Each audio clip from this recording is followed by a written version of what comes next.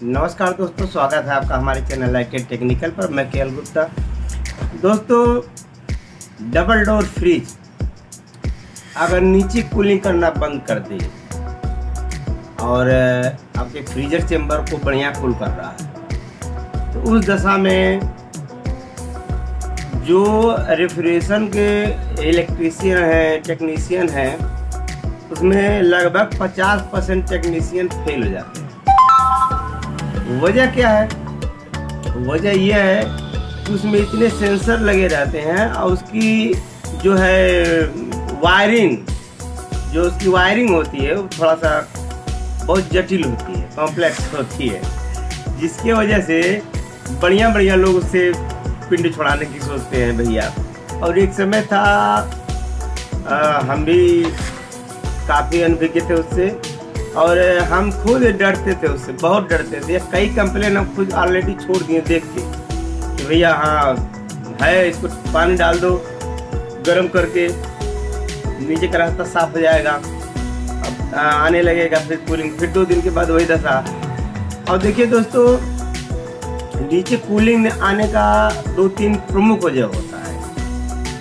एक वजह यह है कि जो पानी निकलने की व्यवस्था है वो बंद हो गई है, तो चेंबर में जो है आइस बनना जो पिघलेगा, अगर वो डिफ्रॉस्ट कर भी रहा है तो निकलेगा नहीं और उसी में जमता जाएगा। एक वजह ये हो गया। और दूसरा वजह ये हो गया कि आपका जो तंत्रिका लगी हुई है उसमें से कोई एक फेल हो गया, काम नहीं कर रहा, सबसे ठोस वजह। अब ये तो सही हो गया कि मतलब जो पानी नहीं निकल रहा है उसमें आप साफ सुथरा करके निकाल लेंगे, चलिए ठीक है, अच्छी बात। लेकिन जहाँ तंत्रिका वाली बात आती है वहाँ तबीयत खराब होने लगता है। ये कह देना कि भैया दरवाज़ा खोल के रात भर छोड़ दीजिए, मेल्ट होके निकल जाएगा, हाँ ठीक है निकल गया, फिर 3-4 दिन के बाद वही कंडीशन, तो फिर क्या करेंगे? तो आपको मैं जिस वे में समझाऊंगा आज, और एक बात और है, अगर आप समझ लेंगे उसको तो बनाना तो बहुत छोटी बात है। आप उसमें बाईपास सर्जरी भी मारना सीख जाएंगे, जुगाड़ भी लगाना सीख जाएंगे कि आप किस तरह से उसमें क्या टेक्निक लगा दें एक्स्ट्रा। हम भी किसी समय में बहुत डरते थे, लेकिन आप उसमें जुगाड़ भी लगा लेते हैं। ये नहीं, ये लगेगा। जैसे मेटल वाला हीटर कहीं लगा है, अब मेटल वाला हीटर लगाने के लिए बहुत झाम है, पूरा सिस्टम को बाहर निकालिए, वो मिलता नहीं जल्दी। उसके जगह पे हम ट्यूब वाला हीटर लगाना चाहते हैं। ट्यूब वाला हीटर भी लगा सकते हो। उसमें आपको तरीका मालूम होना चाहिए कि कहाँ पे लगाना, कैसे लगाना है। तो लास्ट तक बने रहिएगा, स्किप मत कीजिएगा, और गारंटी मैं देता हूँ, अगर आप नहीं सीख पाएंगे तो 10,000 का इनाम मैं आपको दूंगा।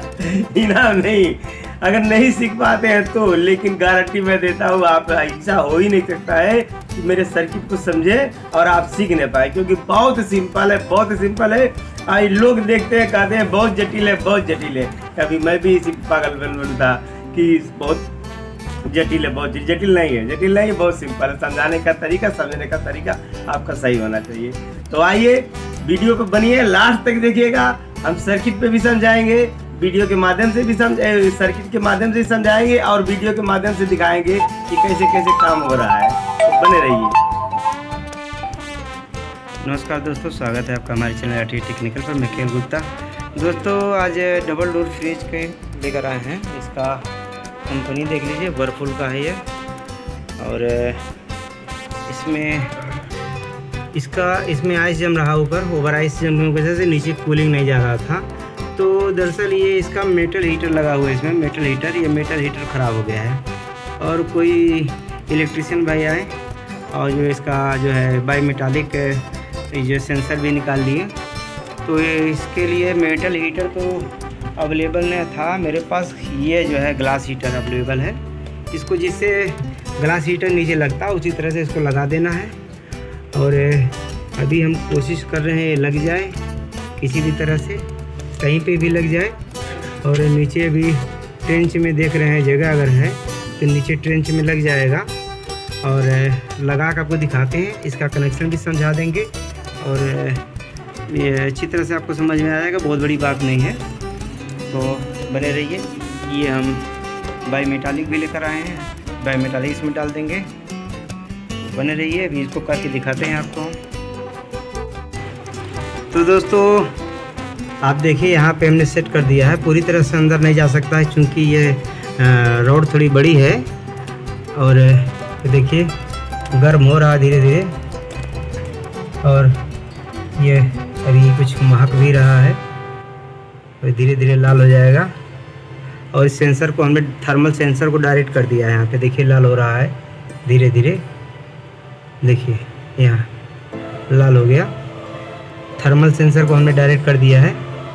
तो अभी हम बंद कर रहे हैं।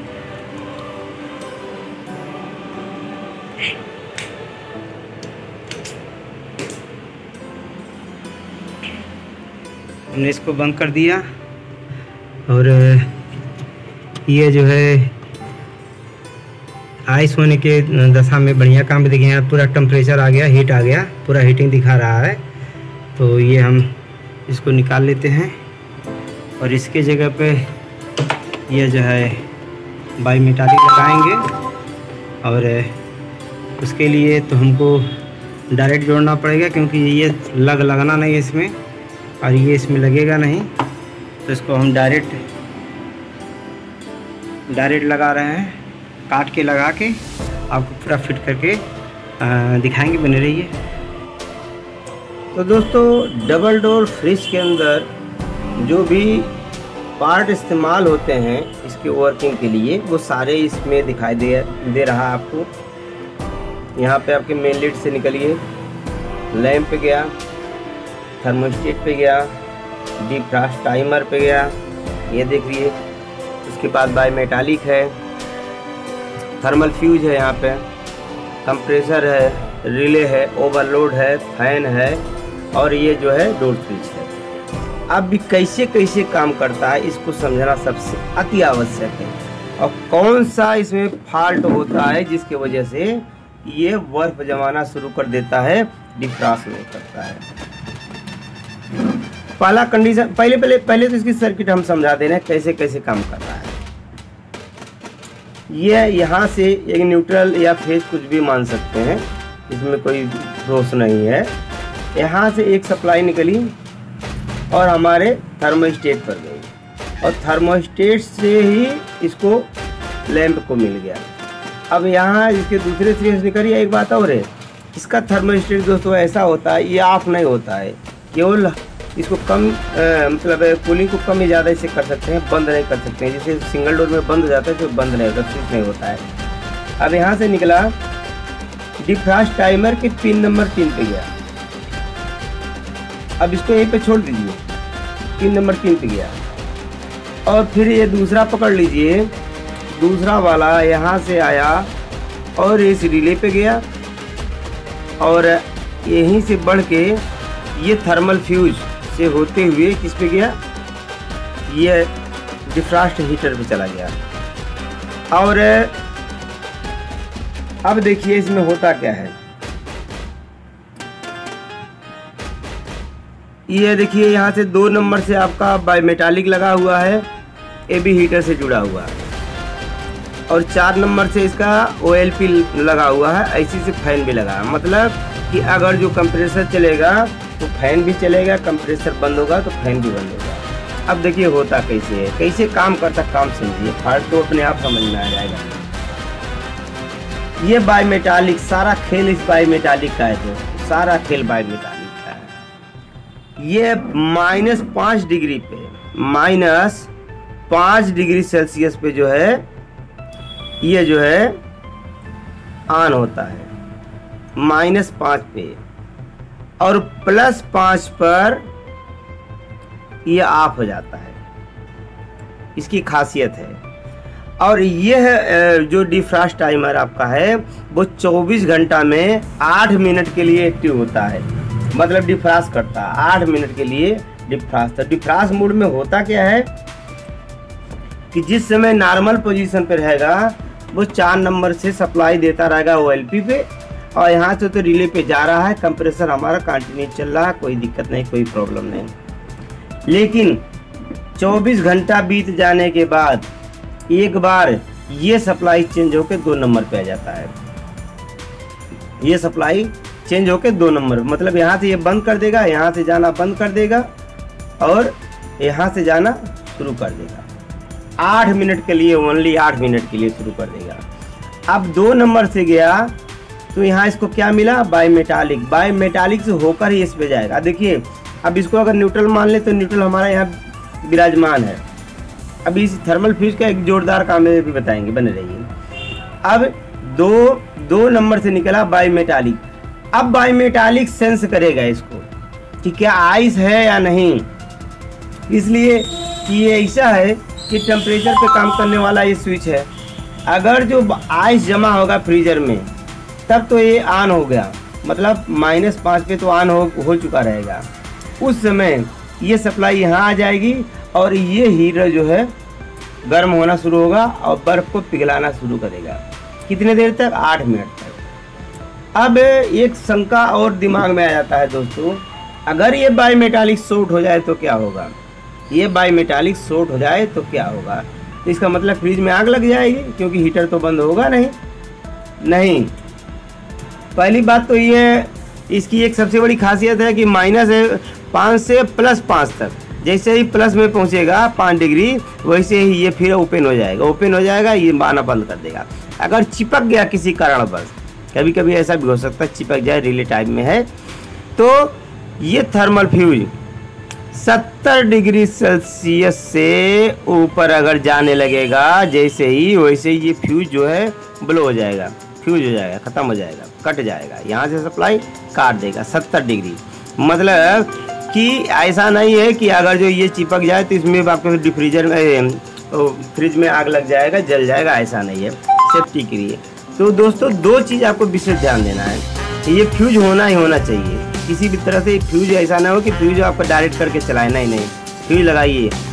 और एक बात और है, इस बाई मेटालिक को लेकर बड़ी अपवाद है, इसका लगेगा कि उसका लगेगा, किसी भी कंपनी का लगाइए, किसी भी मॉडल का लगे, सब काम करता है, क्योंकि इसके व्यवस्था वही है कि खाली जगह बदल सकता है, मॉडल बदल सकता है, लेकिन काम करने का तरीका इसका वही रहता है कि -5 में ऑन होता है, +5 में ऑफ हो जाता है। और 8 मिनट के बाद ये टोटल 4 नंबर से जोड़ लेता है और फिर से आपका कंप्रेसर चलाना शुरू कर देता है। अब बताइए दोस्तों, इसमें आप कहाँ ऐसा है कि जिस चीज़ को आप ट्रेस न कर पाएँ, स्क्रीनशॉट ले सकते हैं, इसका कोई दिक्कत नहीं है। अब इसमें आप इस सर्किट को रखिए अपने पास बना के कागज पेन से, और उसके बाद इसके हिसाब से कोडिंग चेक करें। मान लीजिए कोई अगर मिल गया, आइस ज़्यादा बना रहा है, तो आप इसको खोलिए, इसको यहाँ से घुमा के डिफ्रास्ट मोड पे कीजिए। खट्टे बोलता है एक बार, डिफ्रास्ट रहता है, डिफ्रास्ट मोड पे कीजिए। यहाँ आप सप्लाई चेक कीजिए, यहाँ सप्लाई कीजिए, यहाँ सप्लाई मिल रहा है। हीटर अगर वर्क नहीं कर रहा, गर्म नहीं हो रहा, ये हीटर खराब है, ये हीटर आपका खराब है। अगर जो सप्लाई नहीं मिल रहा है तो बीच में क्या है, -5 डिग्री पे है, इसका मतलब ये खराब है। यहाँ पर सप्लाई है, यहाँ तो मिलेगा ही सप्लाई, ये ऑन नहीं हो रहा है, ये खराब है।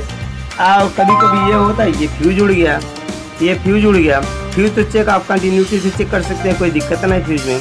हाँ, इसको चेक कीजिए, सही है, इस पर चेक कीजिए, ये सही है, उसके बाद डायरेक्ट इसको चेंज कर दीजिए, बवाल खत्म हो जाएगा, सारा परेशानी दूर, आपका टोटल कंप्लीट। डिफ्रास्ट टाइमर को भी चेक करना आसान है, आप इसको घुमा के चेक कर लीजिए, कंटिन्यूटी बताएगा 3 नंबर से 4 नंबर पे तो कंटिन्यू चलता है, उसके बाद 3 नंबर से 2 नंबर पे आ जाएगा जब डिफ्रास्ट करेगा।